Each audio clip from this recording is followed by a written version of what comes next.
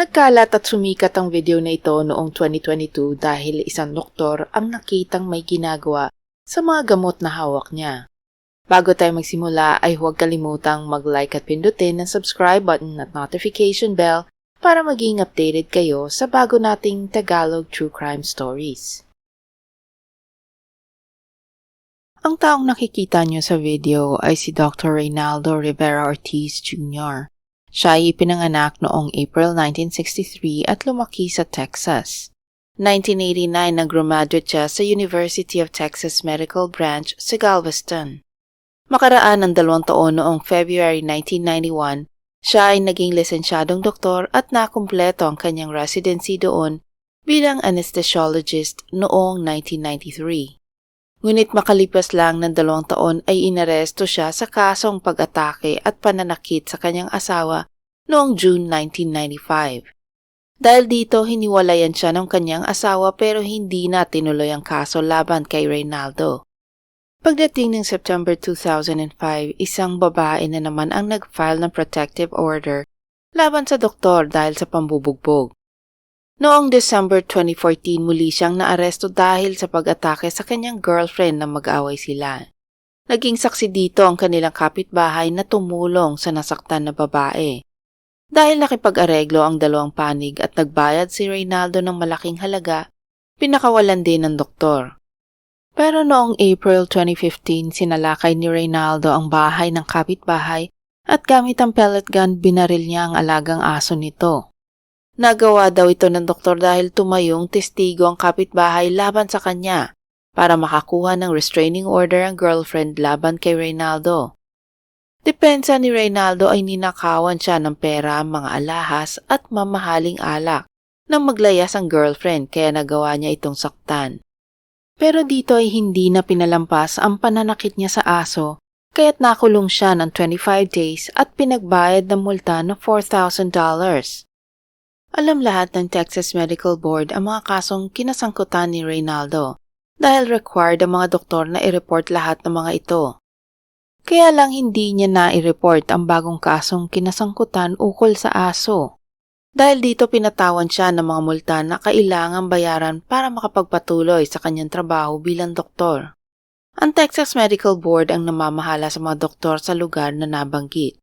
Sila ay may kapangyarihan na tanggalan ng lisensya ang mga lumabag sa mga patakaran ng kanilang propesyon o kaya ay patawan ng multa sa mga maliliit na pagkakamali.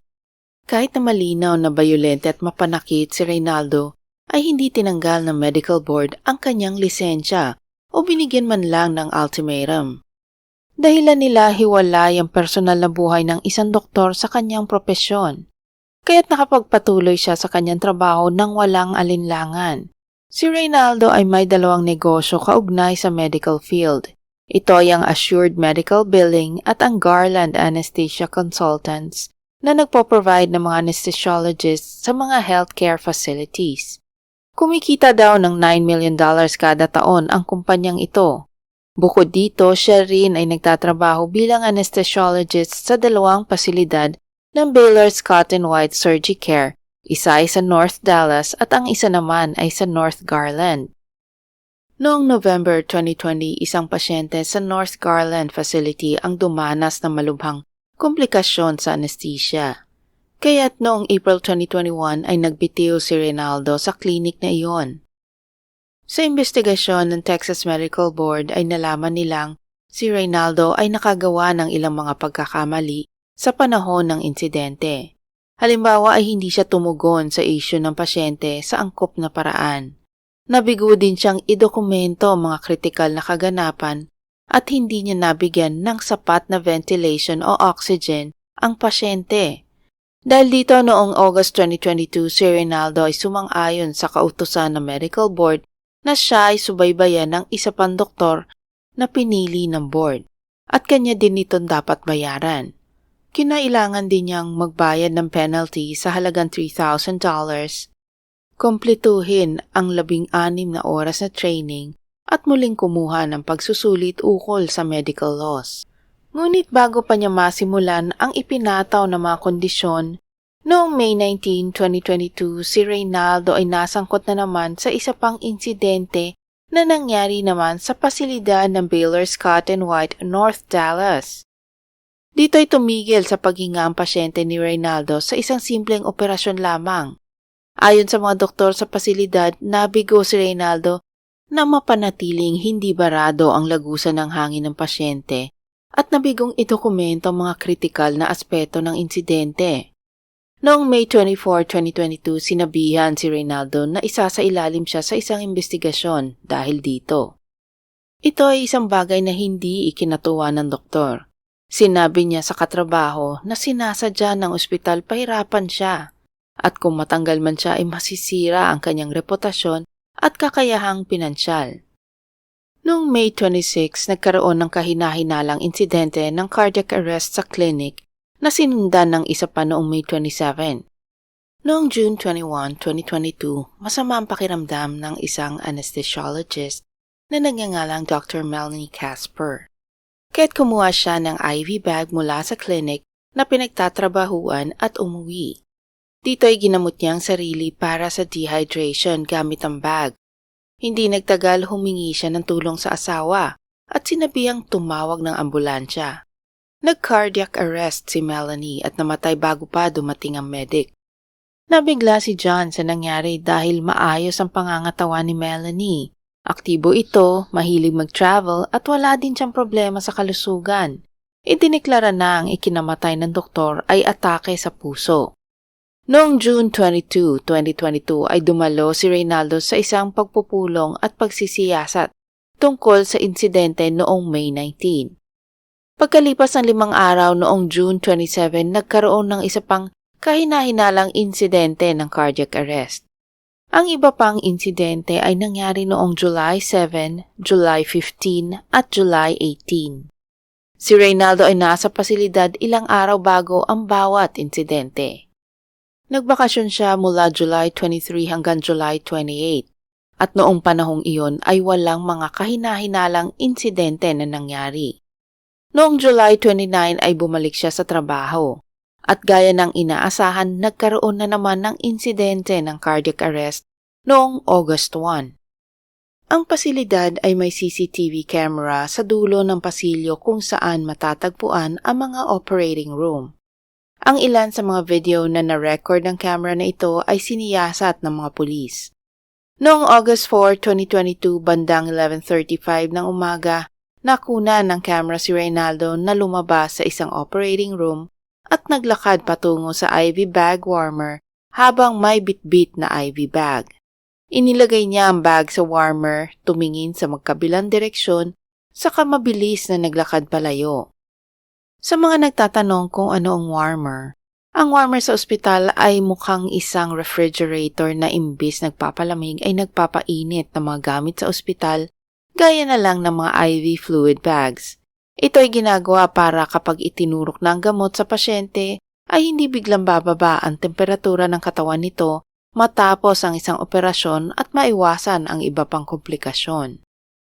Pasado 12:00 ng tanghali, kumuha ng IV bag ang isang nurse mula sa warmer para sa isang cosmetic surgery ng isang 56 years old na babae. Ito ang unang pagkakataon na may nagbukas ng warmer kasunod ni Reynaldo. Noong ginamit ang IV bag na kinuha ng nurse, nagkaroon ng severe hypertension at cardiac arrhythmias ang pasyente. Noong August 9, 2022, mga 10:19 a.m., nahuli muli ng surveillance camera si Reynaldo na naglalagay ng IV bag sa warmer. Bandang 10:54 ng umaga, kinuha ng isang empleyado ang bag at dinala ito sa operating room, kung saan inooperahan ang braso ng 78 years old na si James Eller. Ilang sandali lang ang blood pressure ng pasyente ay tumaas ng husto. Ang isang oras lang na dapat na operasyon ay naging life and death situation. Nabigla na lang si James nang magising sa ICU. Noong August 19, 2022, naglagay si Reynaldo ng IV bag sa warmer noong 10:34 ng umaga. Ang bag ay nakuha noong 10:42. Ito ay ibinigay sa isang 54 years old na babae na nagsagawa ng cosmetic surgery sa kanyang tiyan. Ang kanyang blood pressure ay agad na tumaas noong 11 ng umaga. Noong August 23, 2022, mga 8:30 ng umaga, si Reynaldo ay naglagay na naman ng IV bag sa warmer. At bandang 11:49, ang warmer ay nilagyan muli ng mga bagong IV bags. Nang susunod na araw, isang 18 years old na lalaki ay nagkaroon ng pagbilis ng tibok ng puso at pagtaas ng presyon ng dugo habang siya ay inooperahan. Ito ay si Jack Adlerstein. Siya ay aktibo, matalino at walang anumang problema sa kalusugan. Ngunit dahil sa isang bike accident, kinailangan siyang operahan sa ilong niyang napinsala. Habang inooperahan ay binigyan siya ng bagong IV fluid at doon bigla siyang nag-cardiac arrest. Nagulantang ang mga doktor niya sa pangyayari kaya't agad nila itong binigyan ng lunas, ngunit hindi ito gumana. Isang doktor ang nagsabing palitan ng IV bag ng binata at nang malagyan ng bagong IV fluid, dito na nag-stabilize si Jack. Ang doktor na nagsabing palitan ng IV bag ay si Dr. Chad Marsden, isang anesthesiologist. Noon kasing August 19, ang kanyang pasyente ay bigla ding nag-cardiac arrest habang inooperahan. Napansin niya na nangyari yun matapos palitan ng IV bag ng kanyang pasyente. Hindi siya mapakali pag-uwi ng bahay dahil nagtataka ang doktor na bakit nangyari yun sa isang simpleng operasyon lamang. At imposible namang ang IV fluid ang dahilan ng cardiac arrest ng pasyente. Kaya't nagsimula siyang basahin lahat ng dokumento ng mga pasyenteng dumanas din ng problema. Nagkataon namang narinig niya na nagkaroon na naman ng emergency sa pasilidad. Agad niyang sinabi na palitan ng IV bag ng binata at doon nga't nakarecover na si Jack. Dito na nagsimulang maghinala ang mga tauhan ng ospital na mukhang may kinalaman ang IV fluid sa mga kahinahinalang insidente sa klinik. Kaya't agad nilang kinuha ang ginamit na IV bag at nakita na may mga maliliit na butas ito. Nang pinasuri ang IV fluid, nalaman na may ibang nakahalong mga gamot dito, kaya't pinagbigay alam na nila sa pulisya ang natuklasan. Doon na nagsimula ang investigasyon sa mga nangyari. Sa pagsusuri, nalaman nila na may nakahalong epinephrine, bupivacaine at lidocaine ang IV fluid. Dalawa pang bag ang nakitaan ng bupivacaine at lidocaine. Ang mga bag na ito ay dapat walang halong gamot. Batay sa investigasyon, may access si Reynaldo sa lahat ng IV bags at lahat ng gamot na sangkot sa insidenteng ito. Sa isang pagkakataon ay nakunan si Reynaldo sa video surveillance na pinupuno ang mga syringe na mga gamot na nakitang nakahalo sa mga IV fluid. Ang kanya ding paglalagay ng mga bag sa warmer ay katakataka. Kadalasan ang mga staff ay naglalagay ng IV bag sa warmer mula sa mga kahon na galing sa isang kumpanya na nagsusupply sa kanila. Ang kumpanyang ito ay hindi naman nakakatanggap ng anumang reklamo tungkol sa mga IV bags nila. Ang mga pasyente na nagkaroon ng hindi inaasahang mga problema sa puso ay inaasikaso ng mga doktor na miyembro ng Texas Medical Board na nag-iimbestiga kay Reynaldo. Ni isa sa mga pasyente ni Reynaldo ay hindi nasangkot sa mga kahinahinalang insidente ng cardiac arrest. Kwento ng isang nurse noong August 2022, may napansin siyang kakaibang ginawa si Reynaldo. Kumuha siya ng bag mula sa warmer, ngunit tinanggihan ito ni Reynaldo. Ginamit nila ang IV bag na mismong si Reynaldo ang kumuha sa warmer na hindi namang karaniwang ginagawa ng mga doktor. Sa pagsisiyasat ng pulisya, nalaman ng mga opisyal na mayroong 11 kahinahinalang insidente sa klinik mula huling bahagi ng May 2022. Ang mga insidenteng ito ay kinasasangkutan ng mga pasyenteng nakakaranas ng mga hindi inaasahang komplikasyon sa mga karaniwang operasyon. Napansin nila na napakataas na bilang ng mga insidente ng cardiac arrest o pagtigil ng pagtibok ng puso sa napakaikling panahon. Sa buong taon ng 2021 ay naglipat lamang ng 5 pasyente papunta sa ibang ospital para sa emergency treatment. Pero sa buwan ng May hanggang August pa lang ng 2022, higit 10 na ang inilipat nila sa ibang ospital. Madalas ito mangyari sa mga pasyenteng dumadaan sa mahabang operasyon kung saan kailangang kumuha ng karagdagang IV bag mula sa warmer. Kapag ang mga IV fluids na ito ay ibinibigay sa mga pasyente, biglang tataas ang blood pressure nila. Naililigtas lang ang mga pasyente sa pamamagitan ng emergency intervention. Pero mga pasyenteng dumadaan sa mabilis na operasyon ay hindi nagkakaproblema dahil hindi kinukuha sa warmer ang IV bag na ginagamit sa kanila. Laging ang unang bag na ginagamit sa operasyon ay hindi nagmumula sa warmer.